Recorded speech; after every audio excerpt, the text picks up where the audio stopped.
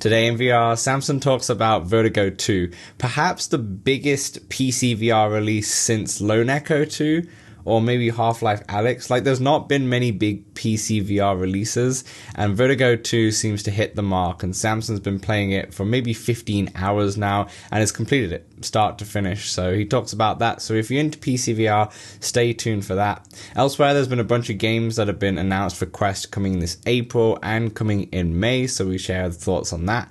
And also, Walkabout Mini Golf has just announced, in fact, we don't talk about it in the podcast because we recorded the podcast before it was announced, but Walkabout Mini Golf has announced their new DLC coming out in April 20th. It is called, in fact, I had to write this down, Temple of Zora. I think I'm saying that right. Temple of Zora comes out on April 20th, the Egyptian Lost City. Now, for those of you who have been pretty aware of, and those of you who like to catch Easter eggs, if you played the Upside Down DLC, then you would have probably noticed or probably guessed that this would have been the next DLC, because there is a hole in Upside Down which has a bunch of trophies, or shall I just say relics from different types of courses. So different courses like Gardens of Babylon, there's something in there, but there's a bunch of trophies relating to different courses across the game of Walkabout, one of which does not relate to any course as of yet, right? And that's a Sphinx. A Sphinx, a classic Egyptian Sphinx. So that hinted big time that there's going to be an Egyptian course next. And it's good to see that there's one coming so soon. I mean, I feel like they come thick and fast, these Walkabout courses. But yeah, stay tuned for that. We will talk about that more next week. In fact, next week we may have played it, so we might be able to talk about it in great lengths. So stay tuned for that. But for now, let's talk Oculus. Let's Talk Oculus, a VR podcast, is proudly sponsored by the good folks at Patreon. If you want to support the show, join us on patreon.com/Let's Talk Oculus. What's up, Oculus nerds? Welcome back to episode 82 of the Let's Talk Oculus podcast. I'm your host, as always, from Playtest VR, Dan, and I am joined by Samson. How you doing? Oh, I have stepped out of the world of Vertigo 2 just ever so briefly to interact with you all in the real world out here. You must have been like, I can see, I don't know if that's just you've got some redness under your eyes and at the top, but I feel like we'd have to like rip you off that VR headset for Vertigo. You probably put a lot of hours into it. I've spent a solid, part-time job over the last week in Vertigo 2. It is incredibly beautiful. The gunplay feels amazing. You just go from like world to world, and you feel like you're playing a whole new game. Like at one level you feel like you're in a World War II game. Another level you're like, whoa, I'm in like Breath of the Wild. Another one you're in like cave system. You're like, oh, I'm in Half-Life or Doom or something. And the bosses are pretty epic. And generally, a part of the reason it took me so long is I'm just not great at video games that don't tell you exactly what to do. Right, you need a lot of hand-holding. For example, and it's just like that pushes you to explore because you'll find things, right? So generally I'm just like exploring, but it'll generally take me a long time to figure out what the puzzle is that I then have to solve the puzzle, So I've got, it's like two layers of puzzling for me. It's like, what is the puzzle? Right. And then how do I solve it? Fair enough. And there's a lot of good VR mechanics. Like you've got to grab things of the sort. I'd say the only thing I don't really like is the button put. Like sometimes you have to interact with buttons, and it's a laser pointer instead of just like touching it. Just touching it, yeah. Fair enough. I'm not the biggest fan of that, but yeah, the guns are freaking cool. The story is out of control. Like I don't know what the heck happened. There's several endings. Oh my god. Let's dial it back a second. Let's dial it back for the people who don't know Vertigo 2 or Vertigo 1. I mean, you spoke about Vertigo the last podcast a couple of weeks ago. Yeah, so briefly. But Vertigo 2 just came out recently. It's PCVR only.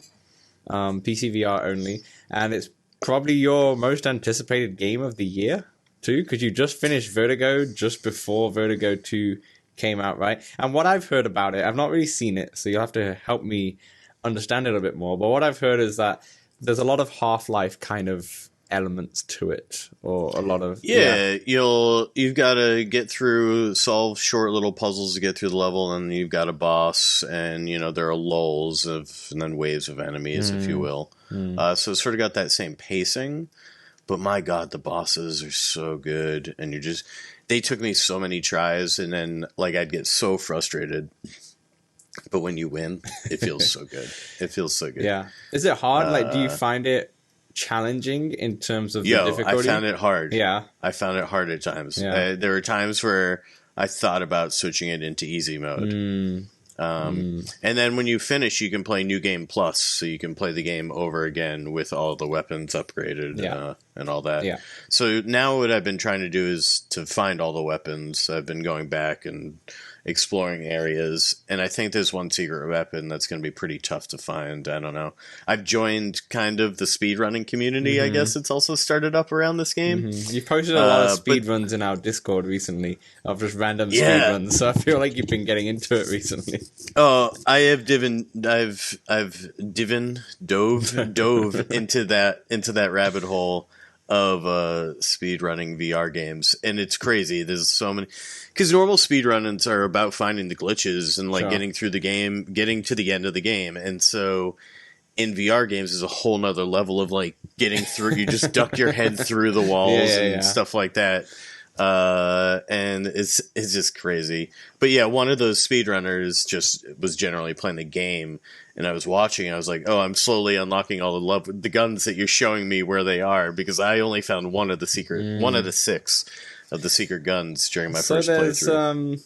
The secret gun. So you said there's one of the 6. Are there any other secret elements you can find, or? Yeah. So it feels like you're playing an old school video game back in the day where you'd be up, down, triangle, square to unlock things. But there aren't necessarily those cheat codes, but there's a wall that you can walk through, but you wouldn't know you could walk through it unless you just tried to walk through it, or there's random buttons tucked in. It rewards you so much for exploring. It's quite nice. Is it procedurally generated or no? No. Okay. It's very linear, in fact. Right. There's a good amount of invisible walls. Right. Okay. So it's a linear kind of game, but you're kind of encouraged to just try a few Explore. things. Yeah. There's a lot of different paths you can go down. Right. And it is expansive linear, there's generally only one way. That's why when I would get stuck, I'm like, all right, there's only so many things I can do / interact with here. We'll just do them all. Just do them all. Nice. And what are the graphics kind of like? What does the presentation look like? Definitely a cartoonish, but is it cel shaded or? No, I'm definitely not cel shaded. I don't really know how to describe them. More just cartoony. Outside of cartoony. They're good. High fidelity. High fidelity. Yeah, fair enough. But definitely not real. But the bosses, oh man, I'm telling you, the bosses just feel so epic. They're so well done. The music is incredible. Is it like your classic old school kind of game kind of boss? Yeah, there's got the 3 cycles you got to get through type of deal. They're huge. You got to figure out what the mechanic is to try and beat them. You're how do I even hit them? Yeah, exactly. Oh, cool. That's amazing. And did you finish it or? I did. Nice. I'm now trying to just get more of the achievements. Right, I see. Yeah. Was it a fairly quick game to finish, or?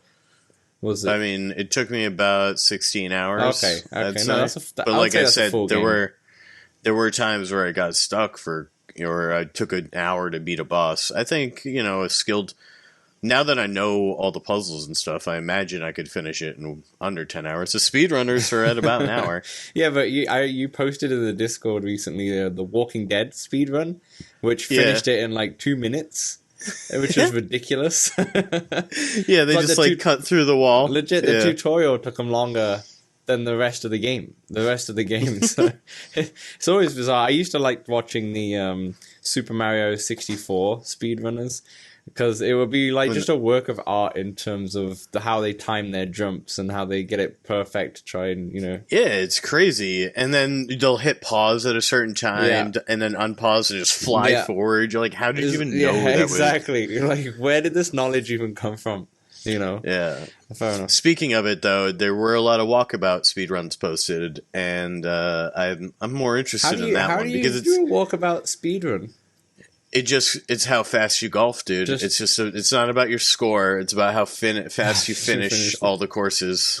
Yeah, that's fair. I wonder if Walkabout. I don't know if that is possible due to like just load on the Quest 2, but I wonder if they could do a 2-player or 4-player mode where it's like Rush Golf, where all of you are playing at the same time, and it's just who can finish the course fastest rather than the actual.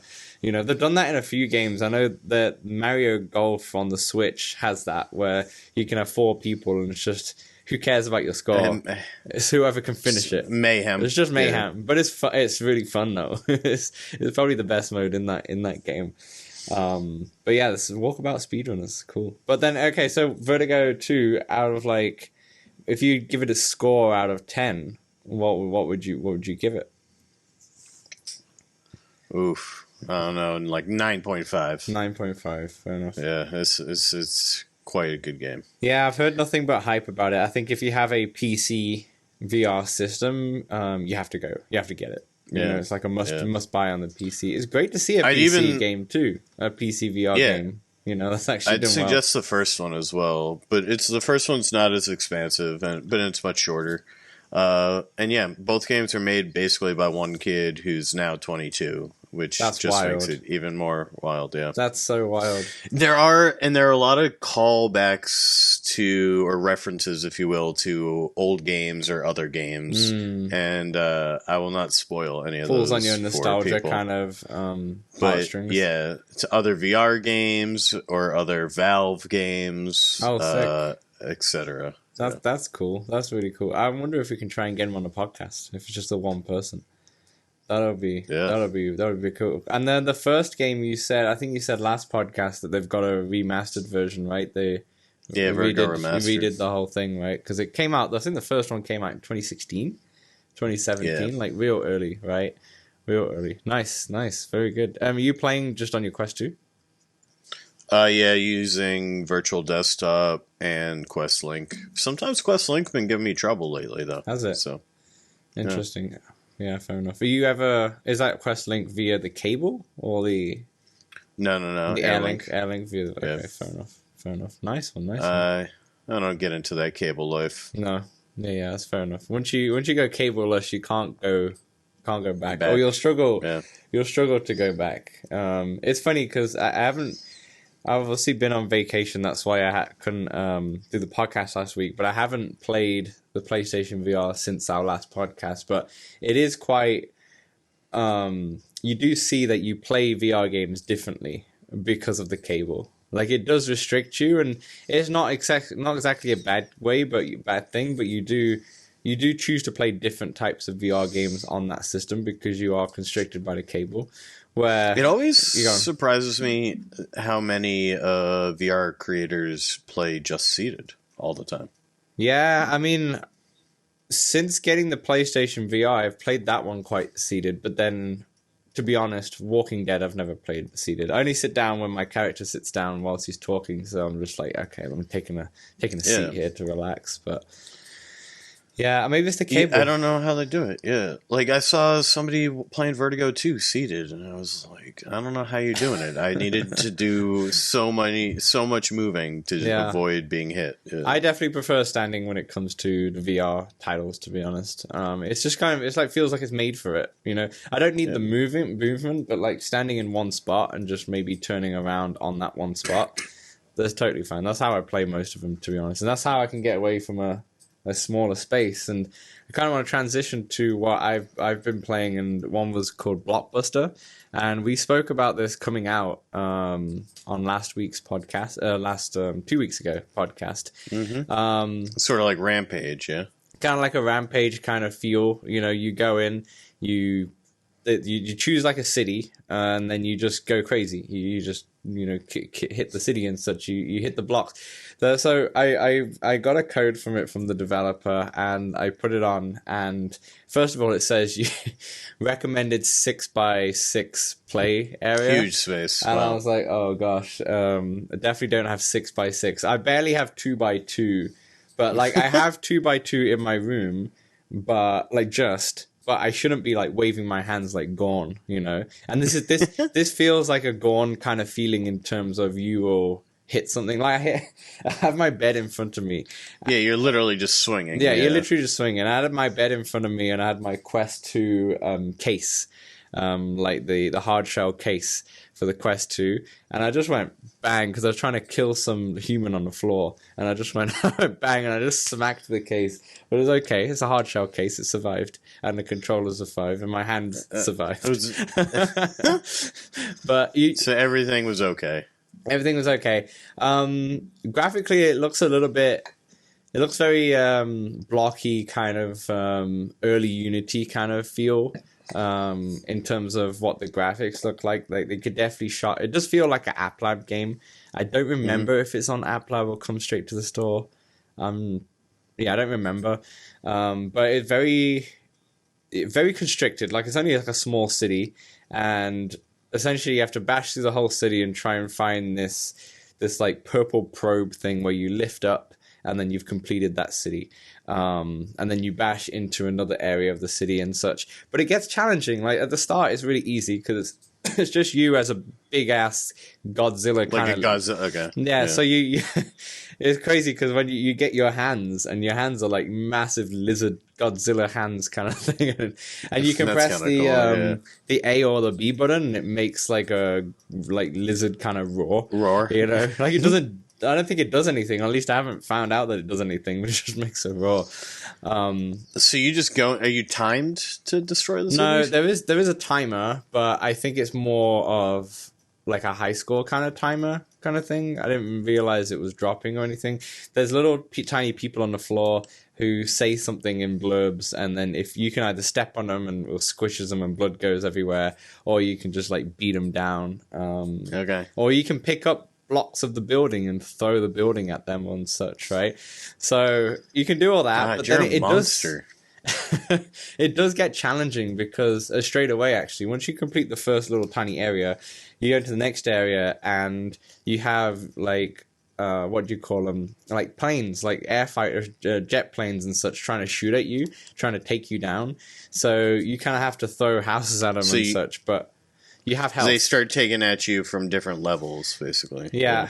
So you'll have health, and you have to like eat cars to replenish your health. Which I couldn't grab the car. It's rusty. Like I'm not gonna lie, I don't know if it's an App Lab game because I forget. I don't know if you can look that up whilst we're talking, but it definitely feels like an App Lab game. It feels very raw. Is the words to describe it. I actually don't even know what the price is. Apologies to the users. I should have wrote this down. But yeah, it feels very raw. I think there's still a lot of work to do to make it feel more like a polished game. Yeah, and feel like I don't think I would spend money on it, or like maybe $5 maximum. Do you know how much content is there? No, I don't know at the moment. There was definitely 4 different city areas, so there could be a decent amount of content, but I've only played it for like 25-30 minutes or such, and I was like, I get it. $19.99 on the Quest store. Yes, sir. Yeah, I hate to say it because I got the code for free, and it's $19.99 is a little bit too steep. It's too steep. Yeah, I would say this should be like a $5 or $10 game at best. But like I said, I've only played like 20 to 30 minutes of it. Maybe it gets a little bit more deep. Just after that time, I was like, okay, I kind of get it. Like, I don't think I can play this right now because I'm not in the right space to play it. Yeah. It's like Gorn though. Gorn's way more polished, and I think that's $20, and it's way more polished, and you're swinging and such, trying to get the gladiators. I would say Gorn is like a different league in terms of how this game looks and how this game feels. That's why $20 seems really steep for what it is. Like, I wouldn't recommend it for $20 at all. But with Gorn, like I don't play Gorn because I played it once and I hit my Quest Pro controller at the my wall, and I was Yeah. like, okay, this is really fun. This is like really fun and really good, but I don't feel comfortable playing this in my space. At least you didn't have the ring. Yeah, that's true. That's true. I could have really caused some damage. But yeah, that was Blockbuster. Anything else that you've been playing? Yeah. Also, how and when did Fruit Ninja 2 come out? What the deal? Fruit Ninja. I just saw that when I was looking at Blockbuster. Yeah, I didn't realize it came out, but it got announced when they also announced Thrill of the Fight 2, like officially announced. Oh, really? But yeah, that came out whilst we were away, and Fruit Ninja, I've not played it, but obviously it's your classic Fruit Ninja, but then it also involves like archery and such. So different ways to slice the fruit or shoot through the fruit. Yeah. Or such. I gotcha. But yeah, what else have you been playing? So I hopped into a PCVR mod for the game Neon White, which is a fast-paced, basically get from A to B as fast as you can, shooting a few enemies. Sometimes you got to double jump, shoot a grenade and use that to jump. It is super duper fast-paced and hell of a lot of fun in VR, but my god, if you are susceptible to movement, yeah, you do not want to play this one. This is a PC VR as well? This one? It's a PC Neon White. I think you can play it on other consoles, but yeah, it's a PC mod through I forget his name. It begins with an R, I believe. Rasa. It's a hard name to pronounce, but I believe he's got like a little Wario icon is his name or user icon or whatever. Yeah. And yeah, pretty fun. I played for like, I don't know, 45 minutes or so. Nice. Yeah, and you can play against your ghosts, try to set your hive scores or whatever. Sweet. Another cool movement one I played though was called Jet Island, where it is a huge island that you jet around. Clue in the name. And yeah, you basically have rockets on your wrist and a hoverboard, and the map seems to be just one open world, expansive, feels like a skate park type of deal with bosses around that you can kill. And I believe it's also co-op. Like you can hop in there with a friend or something. Nice. But yeah, it was pretty fun to just fly around. Yeah, fair and enough. Then I just watched a speedrunner do it. You and these speedruns. You and these speedruns have a little game came out recently called The Last Worker. And I dived into that very briefly. I think this is one that I want to talk about more next week when I've played a bit more of it, because I only kind of went through the tutorial. But getting good vibes straight away. So The Last Worker is a flat screen game, which is also VR. And it came out for almost everything very recently, within the last week or two. And first of all, graphics feel very cel-shaded, feels very Borderlands. If anyone's ever played Borderlands before, feels very Borderlands 2. You also have this little assistant, which feels very Borderlands and also feels very Portal, like Portal Classic. 2. Yeah. Like you have this little assistant and it cracks jokes. Like you're on this big, I don't know, like a forklift kind of vehicle. But there's a stick and you have to hold the stick to like push forward to obviously move the actual forklift, and he's cracking jokes like, you know, how does it feel in your hand, this big stick, you know, why don't you stroke the stick for me and all that stuff, like cool jokes like that. And all sorts. And after finishing the tutorial, you get this funny trophy where it's like a pink baby with a VR headset, like you've completed this and such, and you move forward. But there's a really sad story to The Last Worker in terms of, it gives you a quick preface where you see you watch kind of a video, and it's like you're the character, you're sitting in the game and you're just watching a screen of your flashback, and it's not really spoilers because it happens at the start, but it kind of gives you an idea of what the game's about, where you're working in this place where you're like locked down, and there's like this big boss person who's your boss, and all these workers have just been like killed and such, and whatever, have been pulled away from this place, and then you and this woman kind of get together. You kind of work together, and you fall in love. She gets pregnant, and then she rebels against the boss. And this is all in this like 2-minute video, and eventually she doesn't die, but she gets like taken away. So she like walks away, and then it's just you, and you turn into, say, a fairly well-built skinny dude, and you just grow so much hair. Like, you've been in the pandemic for 10, 20 years. You've been in The Last of Us. You just age. Put a lot of weight on and such, and you look like a trucker guy or such. And it looks like, I don't know how much time has passed, but it looks like maybe 10, 15 years has passed from that time. It could be shorter than that. But it seems to me, I mean, you are now the last person working at this job, and essentially you've got these packages. You pick up the package. If it's good, you put it in the right spot. If it's bad, you put a sticker on it and you put it in the bad spot. This now feels more like Death Stranding, if anyone's played that on the PlayStation. But that's what the tutorial was. I'm not sure if there's more like combat involved going forward or such. But right now you're a guy on a forklift, and it looks beautiful. It looks like it's going to be a very in-depth story. And I'm excited to play more. Yeah, that's definitely what I've heard. It's a very narrative based game. Yeah. I'm excited to there's not much else I can say because that's all I've kind of played yet. But I'm definitely going to dive into it more for next week's podcast, and I'll let you know my thoughts for that. But I think that's $30 the last worker on the Quest store. So definitely have a look at there. Probably some content creators who have got reviews out. But yeah, like next week I'll talk to you about it more once I've played more. I've only done... I don't think I've finished the first chapter yet, because I think I've just done the main tutorial part and kind of got the gist of the story. It is $19.99 USD. Oh, nice. See, that's the thing. I know I've only played the tutorial, but this game feels way above Brick Breaker. Or not Brick Breaker. Block Breaker. Yeah, Blockbuster. Yeah. Blockbuster. For $20. So yeah, that's the last worker, but I'll talk about that more next week. Samson, anything else that you've been playing? Just a bit more After the Fall, and that is it. Nice. Are you getting really into After the Fall now? Just grinding, just trying to get more guns. Nice. Yeah. Nice, very good. Before we kind of wrap up part 1 here, talking about giveaways, we have... So The Walking Dead I announced 2 weeks ago.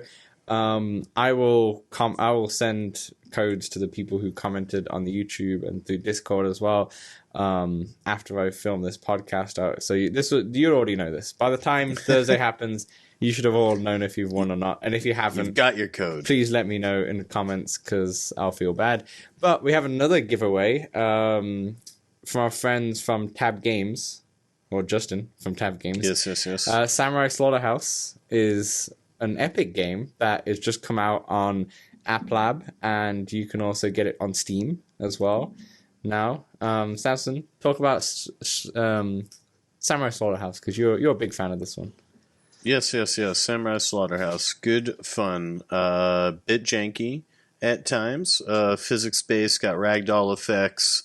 Very cool visual style. Yeah. Sort of black, more not necessarily black and white, but it's heavy like on the whites, yeah, and the emphasis on blood. A lot of blood, a lot of gore, yeah, and some good voice acting has been added into that one. So yeah. It is. Some people think it's a little steep at $30, but I think that's a good amount of gameplay there, and yeah, check it out. I think it's on App Lab and Steam. I think also at $30. Yeah, that's definitely steep for a game that's not finished yet, but at the same time, it supports the one developer who is constantly working on this, right? Yeah, there's a good amount of updates, pretty much weekly or bi-weekly still. Yeah, and Justin's a friend of the show. He did come on the podcast last year, so I don't remember which one that is, but I'll put it in the comment. I'll put it in the description if you want to see that. But if you want to try and win a code for Samurai Slaughterhouse, all you have to do is go onto the Discord, and go onto the general Discord or the podcast channel or such, or wherever you want to put it, somewhere in the Discord. Samson, what do you want them to comment? Ooh, what do we want them to comment? come on down and say katana. Katana. Okay, so katana's a secret word. Put in katana, and by the time next week's podcast comes, we will give out. By the way, that's Katana. No. You shouldn't say that, because if they get the spelling wrong, they are eliminated. It's almost like spelling Canada, you know? Spelling bee. Yeah, Canada. Can you not spell Canada? Canada. Yeah, that's fair. I never thought about it like that. Anyway, that will do for part 1. And part 2, we'll talk about the VR news. So we'll see you then. Hey, we know public lobbies in VR games can be a bit toxic, feel a bit empty at times. That's why we created the Let's Talk Oculus Discord, a friendly community that you can join for multiplayer meetups, general VR chat, the game, and chat about VR, fitness motivation, and there's even a very impressive 3D printing channel. Join over 100 of our community members in the Let's Talk Oculus Discord for free. The link is right in the description. All right, welcome back to part 2, where we talk about the VR news. First one, we have a few game updates in this news section, actually. First one I want to talk about is Tennis League VR. Tennis League VR has been announced for the Quest 2. It comes out on April 20th. And we don't normally talk about the games that come out very soon because we always add it to the games out this week. But I wanted to mention this because it looked very fun and I want to buy it. You are into tennis. I've been trying in real life to practice tennis. And the reason why I've not played the other tennis game on Quest, to be honest with you. The reason why I asked this is that the aesthetics look really nice. But what they say in the description is interesting. So it says they've made it for aspiring pros, fitness fanatics, and casual Joes. And what that means is that there's a career mode in tennis. And I'm not going to lie, I haven't played a tennis game for a long time. But back in the day, I used to love me some topspin tennis. I don't think I ever played that. Yeah. Topspin tennis on the Xbox was wicked. But they have a career mode, which I feel which will probably be fun. But they have this academy mode for training. So you can, if you know, real tennis kind of techniques apply. So if you try and put topspin, you'll get topspin, kind of like 11 table tennis, how the physics are really, pretty good, where you can put spin on if you know how to do it and such.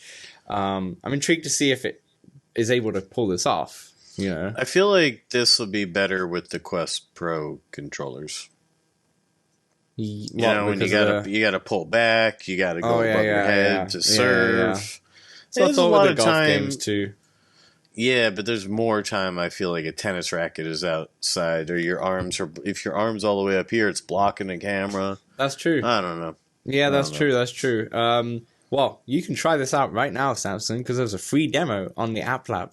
For Tennis League VR, and I'm not gonna lie, I forgot about that until I just started reading the script right now. So I should have tried it before the podcast. I totally forgot about it. But so you have the real physics, and you have multiplayer mode as well online, which is fun.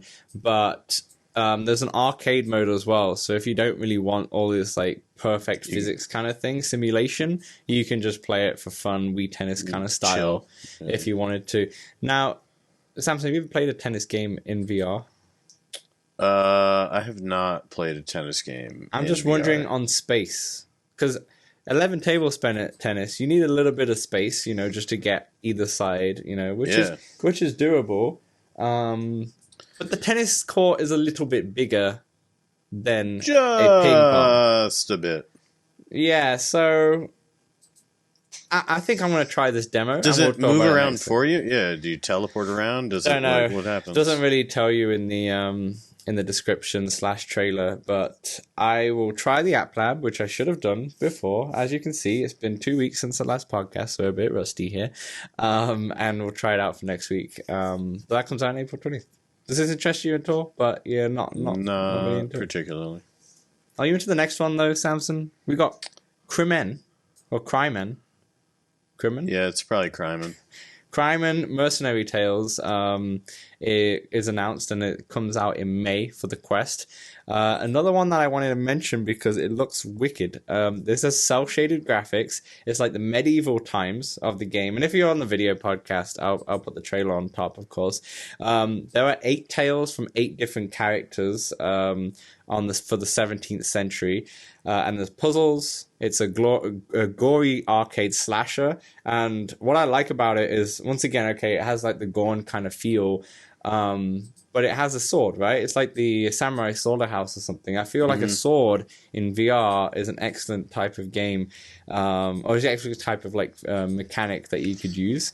And I feel like more games need swords. There's a lot of gun games. Give me some more sword games. Swords are tough. Or melee games. Yeah, melee is tough to nail in VR. It's physics-wise. It's just a tough one. Even in Vertigo, there's only 1 or 2 of the weapons as a melee weapon, and there's one boss where you kind of got to use one of the melee weapons, and it was uncomfortable to get used to. Yeah. But yeah, this one does look. It looks pretty cool. And yeah, I like the effects and the graphically, it looks interesting. That's great. But Yeah, like I that's said, if you got to get not after the fall, until you fall. Until you fall? You know, it's got some... It feels good. It does feel good after the fall. I mean, a Walking Dead feels really good. Melee. They're kind of nailed. Weight, yeah. Yeah, there's sometimes the two-handed melee weapons are a little bit weird to hold because, you know, in VR you've got gaps between your hands, so it's a little bit hard to kind of get... But a single-handed melee weapon, like... Yeah. The machete or whatever I was using in that, you know, in that horrific video I posted 2 weeks ago, but you know, something like this, you know, would be nice. A nice one-handed melee weapon. So I can see a nice one-handed sword with like a shield, like a Zelda-esque, you know. Yeah. I'm looking forward to it because it looks cool. When I played Samurai Slaughterhouse way back, I haven't played it for a while, but when I played it way back, it's probably changed a lot. It was really fun with the slasher kind of mechanics, and I feel like if they can nail the melee for Crime and Mercenary Tales, I think this could be a really fun game. Really good story-driven game for sure. Definitely. For sure. Definitely. For sure. Let's move on to the Upload VR Summer Showcase, shall we? Yeah, so the Upload VR Summer Showcase has been announced for June 2023. For those of you who don't know, they do this every single year. Last year they partnered with IGN and they're doing it again. Vertigo 2, as we spoke about on the top of the show, was announced on Upload VR Showcase. So there could be some big games or some big indie games that could be announced for sure. Which reminds me that there's nothing on the Meta Gaming Showcase, which is normally meant to happen this month. We should probably watch this Upload VR one, though, huh? Yeah. Depending on the date, and if we can make it happen, we should do like a live thing if the dates align for sure. That'd be fun. Because there's no Oculus Gaming Showcase, which we've done 2 years in a row now. So sad. We'll have to do our own. We'll just do like our 10 favorite games of the year or something like this. You know, I don't know. I can't without that spot. Our own gaming showcase. Yeah, exactly. Oh, look at I don't know. A retrospect, or a retrospective of the last 2, and talk about games that were talked about in those. You know. Oh, okay. I see that. I see what you mean. So, like, go back, see what happened, and what actually was the result of those games. Exactly. Yeah. Fair enough. There's in fact, some there. Yeah. Let's talk about that game first, which is Gambit. Gambit was announced on the Oculus Gaming Showcase last year, I believe, and it's finally maybe last year or the year before, I think, but it's finally delayed, it's been delayed many times, and Gambit is now out as we're talking. It came out last week for the Quest. It's changed a little bit. It looked like it was meant to be more of a 4-player after the fall kind of feeling. At least that's what I gathered from when I saw the trailer. But it's now 4-player PvP, which is like 2 to 5 minute kind of matches. Is it? I thought it does have a co-op after the fall. Yeah. Yeah, so they have a single player campaign, which is also co-op at 4-player if you wanted to. Now, here's an interesting one. It was originally announced that the campaign was 20 plus hours long, but Upload VR spoke to them and asked if that was still correct, and they kind of declined to comment on the length, which is a bit weird. No comment. No comment. We've reduced it to 3 hours, which is fine. I mean, 20 plus hours for a co-op campaign is a lot, right? And let's be honest, you're probably going to do a lot of that single player, because getting 4 people together for 20 plus hours of content is almost impossible. There's also, they announced post release content, like there's a zombie mode. I forget what they call it, but there's a zombie mode coming soon, like a horde or something. Yeah, exactly. And it currently costs $19.99 on the store. Yeah, I have not played this. From what I've seen, Wolf of VR and Gamertag. Yeah, stay away for now, I think. What was it? Yeah, I mean, it looks like it's got a lot of bugs, and just isn't very fun. Yeah, well, the Steam rating here is 5 out of 10. Well, also on Steam, I think it had even more issues than on the Oculus side. Right, that's a shame, because it's been delayed many times. Obviously, they've had issues many times. And I don't know if they gave up, but they're just like, okay, we're just going to release it how it is, which is a shame, because we all know when it comes to games that the first impressions mean a lot, and that kind of blends us straight into No Man's Sky. Yeah, but before that, it just seems like a poor man's After the Fall. Like, if you want to do a 4-player and After the Fall is PvP. Anyway, yeah, No Man's Sky, I did reinstall that one onto my computer. I haven't hopped back in yet, but yeah, I don't know. I never play long enough, I think, to get to where these updates start affecting the game. So yeah, I heard that they didn't really fix the PSVR issues either. Yeah, so the PSVR had more visual issues and such. It seems like they've tried to improve a little bit of it, but it's not drastically improved or anything like that. But No Man's Sky received a Interceptor update recently. It's pretty big for No Man's Sky players, to be honest. I know PJ, friend of the show, who came on a few weeks ago, or last month rather. He's massive into No Man's Sky, loves it, and I know you've been into it, in and out of it quite often, right? And they've announced there's so many more features. So they've announced new massive Sentinel captain ships for space combat, with a lot of customization that can go into that. And they've also announced corrupted planets. So there's strange purple-esque crystals that are sprouting from the Earth. And all the robot kind of guardians have also got these purple crystals on it, and they change into different forms, and so they feel like different enemy types, is what I'm gathering. You really did your research on this one. I did, yeah, and I've never played it before. But, I was like, wow, all right, yeah, and there's much more. That's only 2 of the big things that are coming from the update, but there's so many more other additions that I just didn't bother writing, because there's only so much one can research without playing the game. But I want to mention it because for PCVR and PlayStation VR users, No Man's Sky is a massive game. It's a big VR favorite. It seems like it's found new life in VR. And it does look beautiful. It's pretty good. It's just a very expansive game. Be ready to spend a lot of time. Yeah, it's a commitment. It's like Destiny in a way. I remember playing Destiny so much, and then it got to a point where I just couldn't play anymore because I played so much of it, and now I'm 6 updates behind, and I'm whatever. Yeah, you're not gonna play this one for 10 minutes and be like, yeah, I'm good.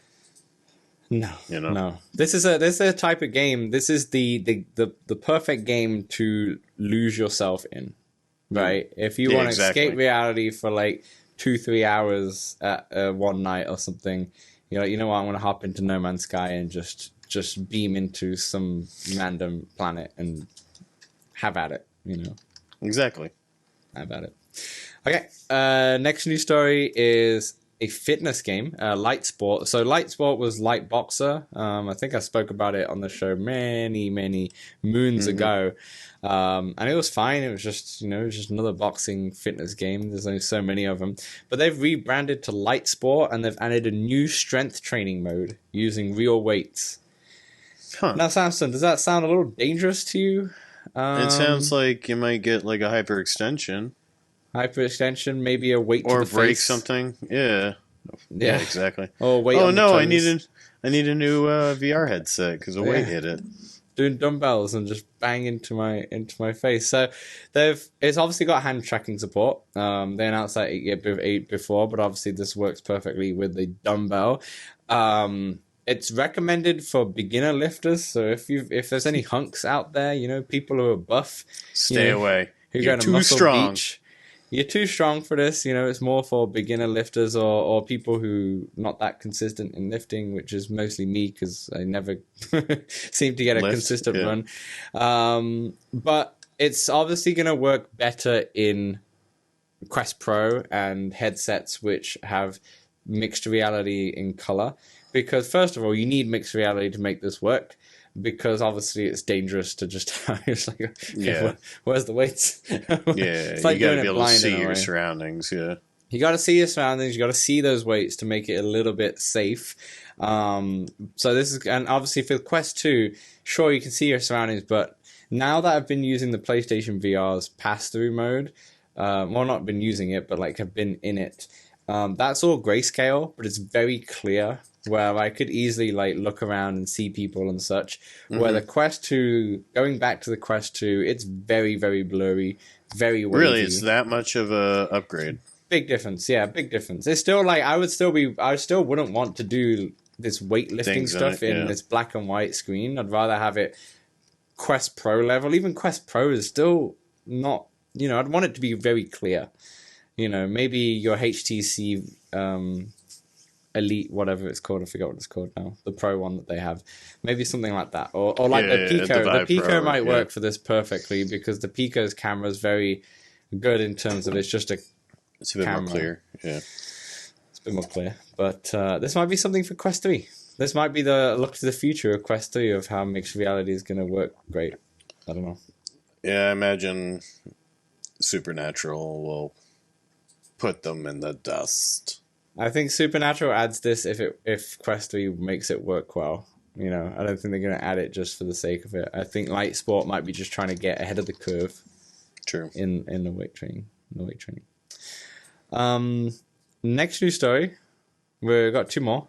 Beat Saber adds 6 new songs. So much news. We've been away for 2 weeks, or a week and a half. Beat Saber adds 6 new songs to Panic at the Disco music pack. We are talking about Hey Look Ma. I made it. Say amen. Viva Las Vengeance. Not Vegas. Dancing's Not a Crime. I'm not sure if you knew about that, Samson. Sugar Soaker. Oh boy. Boy. And did you know that crazy equals genius? Oh boy. That's quite funny when you have no idea what the songs are. Yeah, this like shadow drop too. I don't remember anything. It came out of nowhere. Yeah, there were no news reports. They're just like, hey, new music pack, check it out. And that's what they're normally like, right? Or don't have a Panic at the Disco. Or they tease you and stuff. But Panic at the Disco, I'm pretty sure, was a pack that's already been available, but they just added more songs to it. I gotcha. I think they added more songs to it. Apparently one of their biggest songs, which I forgot I wrote down, is still not on it. But I don't listen to Panic at the Disco, so I don't know really any of these. Not bringing you back to Beat Saber? No. When was the last time you played Beat Saber there, Samson? I don't know. You know why? Because the Quest doesn't tell me. It doesn't log this information.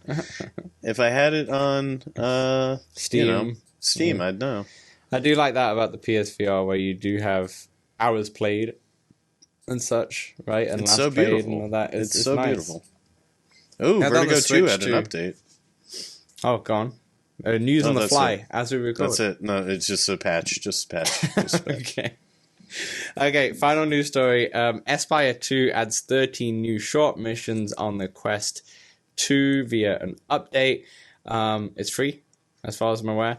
They also added a bunch of like quality of life stuff. There's so many to list out, but they said it's going to be 90 plus minutes of content with the short missions, and they also said the short missions are very replayable.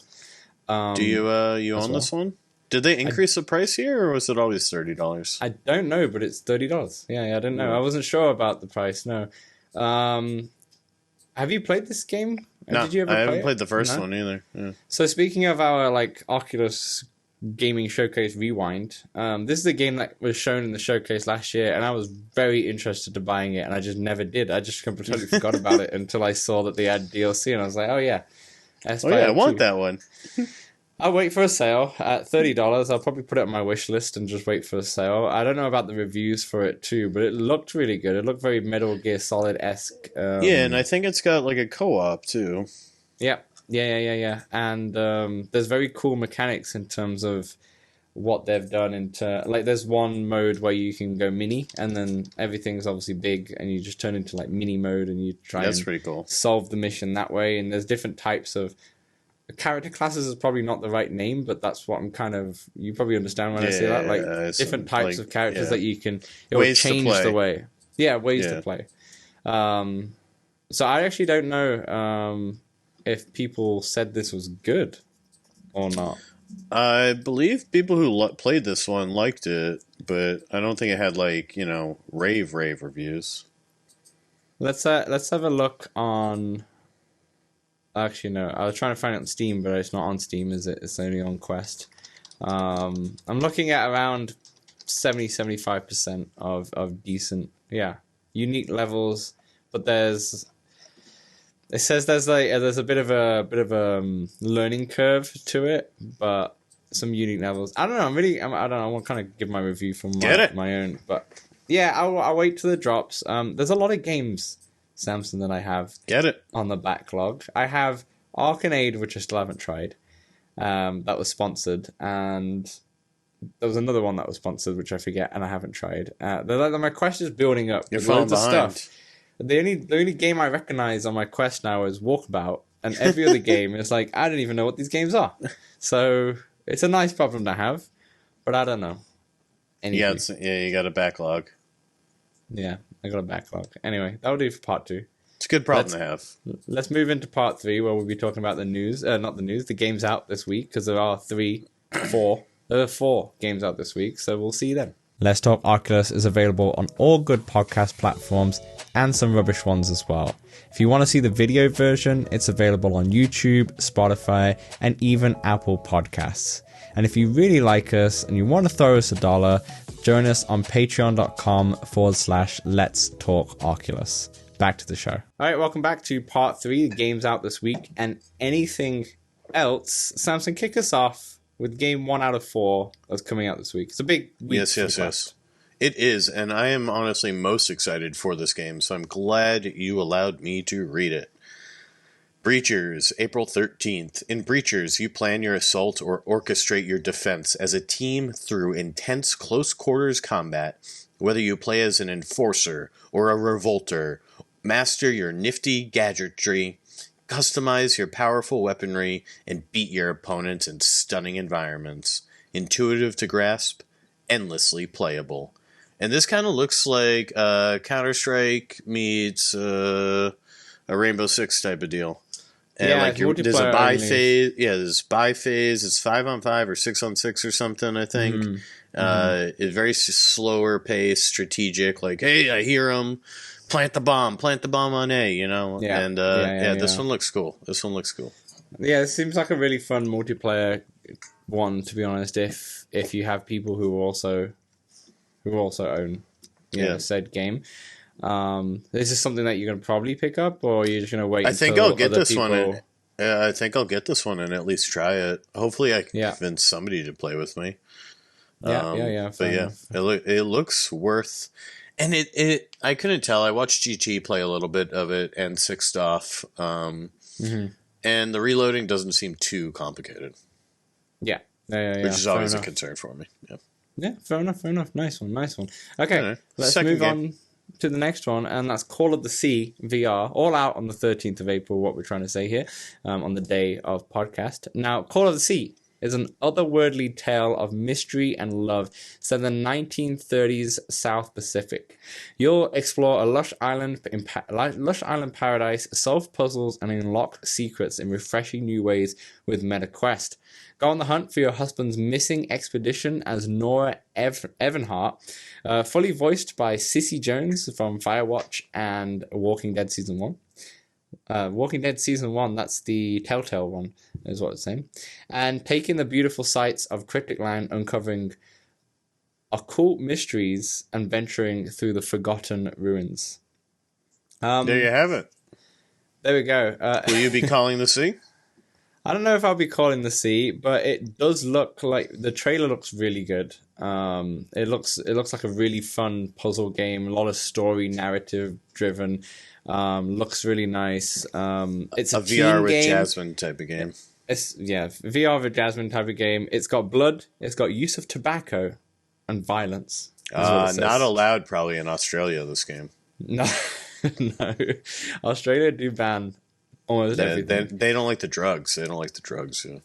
Yeah, comfort level's moderate in this one, which is an interesting one, but it looks really nice, and I don't know. I'm interested to see the reviews of it, but it looks I wonder like if it gets rocky seas. Is that you think why? Maybe, yeah. There's a part in Vertigo where you're on a boat and you're in a storm on the boat, and I was like, oh my god, if you were not VR leggy, this would be tough. Yeah. Yeah, that's fair. No. I don't know if I'd like. It's hard for me to say I want to buy it, but I'm very interested in this one though, because it looks like a sit down, maybe stand up kind of keep an eye on relaxed puzzle kind of game. So I will keep an eye on it and add it to this massive backlog of loads of games. Anyway, over to you. Allow me to spend a night in the attic with A Night in the Attic. Where you guide Guinevere on a quest to save the kingdom from darkness, find mysterious objects in a living labyrinth board to solve unique puzzles and defeat the evil Mordred, all from the comfort of your grandmother's attic. Yeah. A Night in the Attic invites you to pull open the latch and sneak up to your grandmother's mysterious, yet cozy, attic. Cozy. Where your curiosity... Don't forget the coziness. Yes. It's got blankets. Where your curiosity will be rewarded with adventure if you're up to the challenge. What begins as a dusty labyrinth board transforms to reveal an entire world in peril and a willing hero, Guinevere, who needs your help. Take the world in your hands and roll Guinevere through puzzle-filled levels filled with strange objects that help guide you along your journey. From cranks and hammers to scrolls in an old notebook that tells the story of Camelot. A Night in the Attic. This is night like K-N-I-G-H-T, not Yes. N-I-G-H-T to those listening. Correct. This is like, if for those audio listeners who can't see the trailer of this game, imagine you're sat down and you have like a Demio board in front of you, but that's Moss. You're playing the Moss game on that Demio board, and then you have different objects around the board that you can bring into the game of Moss to kind of interact with it. Or like, for example, there's a part that I see in the trailer where there's like liquid, or it's like it's been raining, and you kind of tip the board and the rain comes out into the attic, and you put it in a pot to try and That's get pretty it cool. rid of the rain. Like you pour it, kind of. Yeah, so you like pour it out of the game into your world, if that makes sense. Yeah. Obviously, much easier shown in the trailer. Sorry, it was from a fountain. So it was a fountain as water, and you pour the fountain out into your attic. I don't know if that unlocks a puzzle or something like that, but this looks interesting. I'm very interested in this. I don't think this is my kind of setting that I would prefer to play. You prefer basements. Sorry, not the grandmother's cozy attic. I meant like the medieval kind of setting. In this kind of, I don't know, I'm kind of contradicting myself because I said that I like the look of the crime and mercenary tales, which was also medieval. So basically, I'm talking crap. You can like some medieval things and not other medieval things. I'll allow it. Fair dues. What about you? You think this is an interesting one? This is a wait and see. I think the only one this week is the Breachers that I'm like guaranteed to buy. Fair enough. This week, yeah. Here's a game that I'm definitely not going to buy. It's called Kill It With Fire. And the reason why, before I read this blurb, is that the picture on front of the box art is a big spider. Bug. It's a big spider. And it says Kill It With VR. And I would love to kill it, but I don't want to see it. Anyway, Kill It With Fire. Who wants to see him take on the spiders? Comment below. Okay, so let's hear this. That's it. I'm going to tell you why this is not for me. The good news, Kill It With Fire VR gives you the ultimate freedom to hunt down and murder spiders with fire and ninja stars and rocket launchers and a submachine gun and a huge range of other weapons too. Absurd. Take on the role of an exterminator and droid mankind's most ancient and deadly eight-legged nemesis. The bad news, it's spiders in VR. And there's a lot more of them than there is of you. Don't say that we didn't warn you, but you're not going to be alone. You've got a huge arsenal of weapons and technology to help you do a little bit of population control. And if there's a little collateral damage caused along the way, well, it's best to be sure that they're dead. No, thank you. This does have a very positive and overwhelmingly positive reviews on Steam. The flat version does. Okay, well, I mean, I could play the flat version. And it's Steam Deck verified. Nice. Yeah, it's seeing the spiders. I don't want it in my hands, VR. though. I don't want it in my hands. Put them on the screen away. Yeah, I mean, to be fair, the graphics aren't like... Yeah, F this. No, it's scaring the crap out of me. I'm watching the trailer right now, and they don't look real. Yeah, but he lifts the toilet seat, and there's a black spider there, and it's just a no. Yeah, they don't look like what's the game? Like Cosmic Red, or okay, yeah.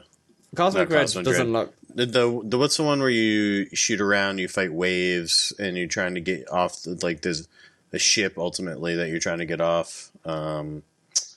God, this one's gonna really bother me. Sorry, I just saw the trailer, and at the end of the trailer, he takes off the headset, and there's a massive tarantula in his room. So, no, thank you. In his room, that he's playing the VR. It's very nice. I thought you were gonna say on his head, like it was in his mask. No, thank you. It scared the crap out of me just recently, and if you watched the video podcast, you would have saw my facial reaction as Samson was talking. No, thank you. I'm okay. Yeah, I'm sure it's a great game, and for people who love killing spiders for fun, more power to you. Continue killing them. I don't want to see them. But not for me. This game is not made for Dan, This is not made for me. It's not made for spider freaks. Spider haters. Haters. Arachnophobia, I believe. Arachnophobes, I believe. Arachnophobia, that's the one. I'm not sure if I have arachnophobia. I have a mild arachnophobia. Like, if I see a spider in my room, I'm not going to be freaked out and be like, okay, I can get rid of this. But if I saw a big spider in front of me, I'd be scared. That makes sense. Or in VR. And it was Crashland. That was the game I was trying to think of. Crashland. Yeah, I own Crashland, and I never played it because of that. Okay. Anything else happening, Samson, that's non-VR related that's going on? No, really. I've been consumed by Vertigo. I haven't even really... I played a couple games of Tetris, I guess, but... Nice. Not much flat gaming this week. I have two things to add before we end the show here that is not VR related, but gaming related. One, yesterday I went to see the Mario movie, and it's wicked. Very nice. It's wicked. It's not like an adult cartoon or anything like that, but it's just, I had a massive smile on my face after the first 10 minutes over and over. Like, it's so... I hear it's a spectacle. Like, if you grew up with Mario, like I never grew up with the Nintendo. Well, I had a Game Boy, so I grew up with Nintendo handhelds, but never grew up with like NES, SNES, and all that stuff, right? But if you grown up with Mario and you are a good ear for music, it's gonna tickle the nostalgia big time. There's so many Easter eggs, as we spoke about whilst we're recording this on Easter. There's so many Easter eggs. But the sound design is great. It's great, and I don't even want to say it because I don't want to spoil anything. Because when I heard certain sounds, I was like, "Oh my gosh, it's this! Oh, this is like power up sounds." Obviously, you get the obvious sounds like the power up sounds when you get a star. You hear, all that stuff. Sure, that's always going to be there. But there's other ones that are like from not just Mario, but just Nintendo in general, and you hear the Gotcha. sounds or you see the names of different games, or like there's a pizzeria that's called a certain game, you know, and you're like, oh, it's, you know, whatever. And Mario's playing the NES, and he's like, oh, he's got this as a poster and such. So it's like cool little bits like that. And I would say if you're a Mario fan in any capacity, I would say go You'll watch like it because it's really good fun. The critics, it didn't do well critically, and I don't know why. What if you've no concept of Mario and this is your first ever, hey, I'm going to go see what Mario is? Then it's going to be a base. Then dozen of them. Then it's going to be whatever. You gotta get the references. That's when sure, it's a kids movie. Chris Pratt destroys it, by the way. I thought his voice was terrible in the trailer, but it looks like they probably redid the whole thing, and he sounds he sounds amazing. That was not bad. That was not bad. But yeah, I recommend. I had a big smile on my face for the whole. And just before we went to see the movie, we went to the arcade next door and played a bit of Mario Kart in the arcade. Really leaned in. I like it. I really did. And then this morning, I went on my Switch and I was playing Mario Brothers 3 on the NES, SNES. Were there any calls to the Virtual Boy? That's a good question. I don't think I saw the Virtual Boy there. No, I don't think I saw the Virtual Boy. But there's so many, like, I've been watching YouTube kind of give me Easter eggs of what I missed. And there's so many things that I've either missed or just never noticed was there at all, completely. It's good to hear that other people do that too, because I've been watching videos of people play Vertigo, and I'm just, like, all consumed. So, yeah. No, I feel like our whole audience kind of does that, you know, kind of gets in the zone and just watches all that stuff. But yeah, okay, so that's the first thing. And the second thing, in a kind of the same kind of vein, I went down a retro deep dive the other day, and I've been looking at different, you know how you can buy retro consoles that are like from Alibaba Express and such and whatnot. I've gone down the rabbit hole and I found this one that it's called the Ambinic. Ambinic something else, whatever. It's like Ambinic emulation. If you type that in on Google, you'll find it. But it's like a small version of a Game Boy, kind of like your Analog Pocket, but just like much smaller. And it's only like $55. And because you can plug it in and you can hack it immediately in terms of you can put like custom firmware on there. It just takes like an SD card. Yeah, it just takes an SD card, and it's small and it plays like most handheld games, apart from obviously PSP and DS and all that stuff, but like plays all the retro stuff. Even plays PS1 PlayStation games. 1? That's even plays PS1 games. Obviously you need thumbsticks for some of them. But you can buy one with PlayStation 1 didn't have the mandatory, like the analog. No, that was an additional if you wanted it, and only a few games had analog, like Ape Escape, for example, was mandatory for analog, but there's only a few, right? But most of the games... Those back buttons looks not pleasant, though. The back buttons don't look pleasant. It's $55, and I'm in awing. But there's also one for $150 that looks way more comfortable. Yeah, I haven't looked at all of them. I just saw that one was 55 and such. But I've been in a deep dive of retro, and I'm sure people who are listening also sometimes get the mood where they just want to go into retro kind of feels. And yeah, because it's so small. Like my issue with my Switch is that I have the OLED Switch and it's big, and I know the Steam Deck is massive compared to the Switch too. And it's, you know, sometimes you want that little tiny guy to just like throw in your pocket whilst you're on a flight or something like that, and it's all good. That's what the analog pocket is for. The analog pocket's just a bit pricey though. I just wanted something like cheap that I could throw around, kind of thing. So I might dive in. Might dive in. But anyway, that's everything. That will wrap up the podcast. Thanks everyone for watching / listening.